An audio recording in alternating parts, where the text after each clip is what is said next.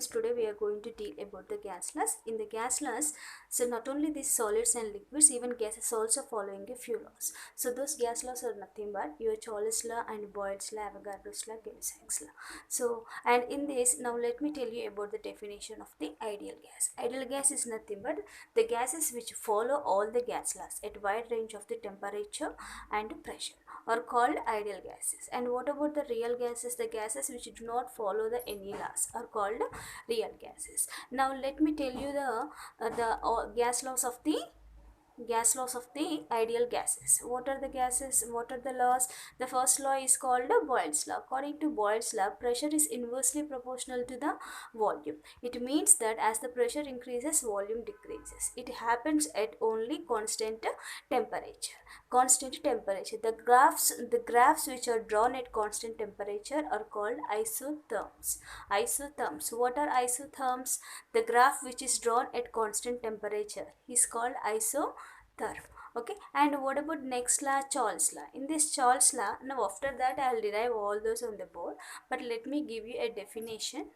Okay, so okay, first one by one I'll deal. First one is Boyle's law. What I told you, pressure of a particular amount of gas is inversely proportional to the volume. So in that I told you one condition. What is that? It happens at constant temperature. At that constant temperature, the graph which is drawn is called isotherm. Anyway, see here. Now let me prove that on the board.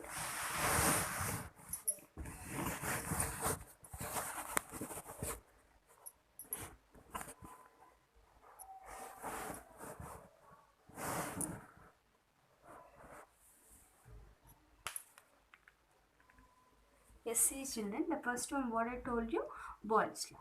So in this Boyle's law, just wait.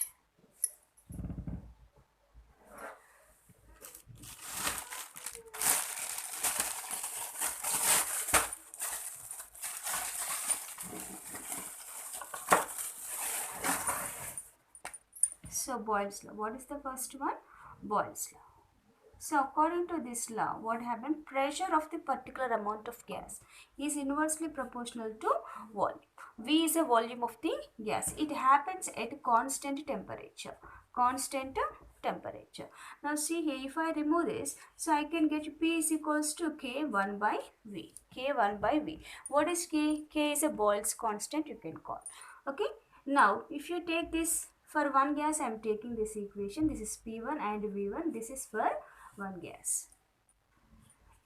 For second gas, P2 is equals to K V2 because K is constant for all the gases. It is second equation. Now we'll do it. Now by doing this 1 by 2 equation, what do you get? P1 by P2 is equals to 1 by V1 by 1 by V2. Finally, what can you get, children? P1 by P2 is equals to V2 by V1. Now this is the law for the Boyle's law. This is the law for the Boyle's law. So P1 is nothing but pressure of the one gas, P2 is a pressure of the second gas, and V2 is a volume of the second gas, and V1 is the volume of the first gas. And this is the law happens at constant temperature. Now let me do the graphs also.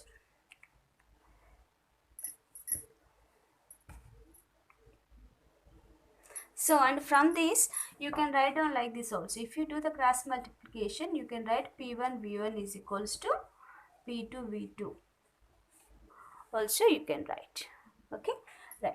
Now let me rub this and let me go for the graphs. I told you the graph which is drawn at constant temperature are called isotherms.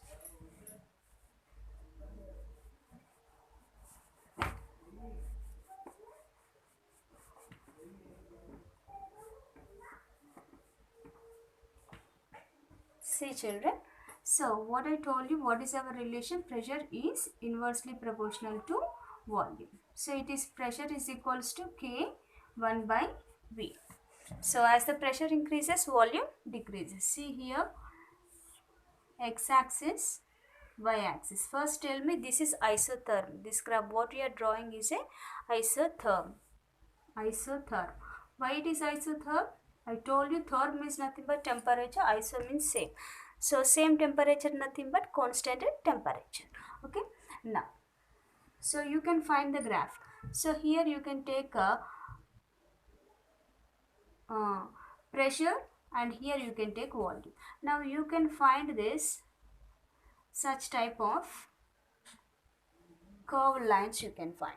So suppose this is the value you can get, this is the value you can get at T3 temperature, this is the value you can get at 2T temperature, this is the value you can get T1 temperature. See here in this clearly you can observe that as the pressure decreases, as the pressure decreases, what happened? Volume is increasing, volume is increasing. Okay, same thing for these cases also. And we are having a one relation that P is directly proportional to temperature according to Gay-Lussac's law. Okay, according to Gay-Lussac's law.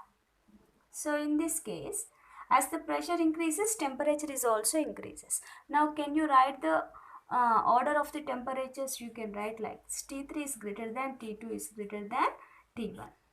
Okay, generally usual in competitive exams they will give the graph like this, and they use it to ask the temperature order, because the temperature is directly proportional to temperature, as the pressure directly proportional to temperature, what happened? Your T3 values also, your temperature values also increases. So because this is the graph drawn at greater temperature. Okay, because greater the pressure, right, greater the temperature. Okay children, now this is one graph. And let me draw one more graph.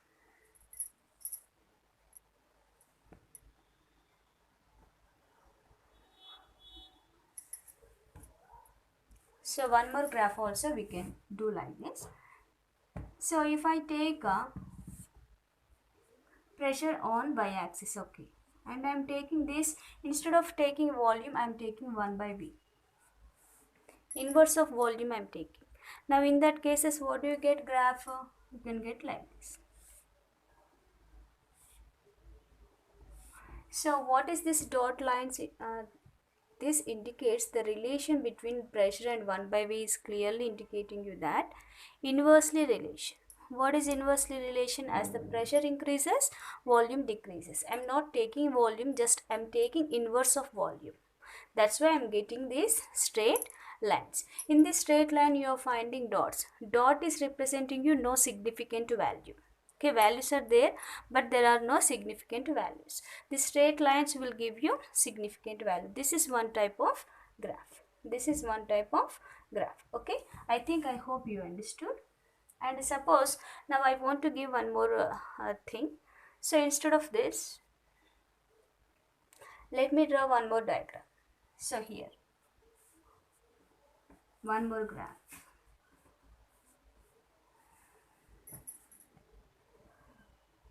Yeah, for this only.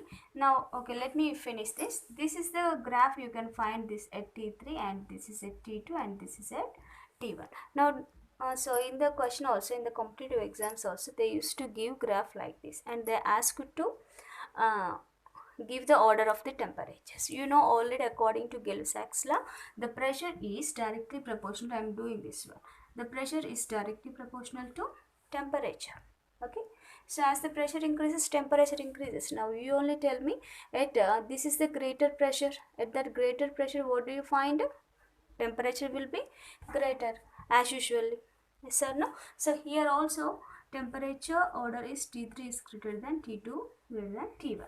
I told you already all these are isotherms, but at T3 you are finding this particular curve, particular line you can find. At T2 you are observing this one, and at T1 this. Those are nothing but straight lines. Okay, right. This is what your Boyle's law. Right. Now let me give you one more graph. So same thing, the pressure here and volume here. Concept is same, the applications are more. Okay, applications, we need to always learn the topic in wide range.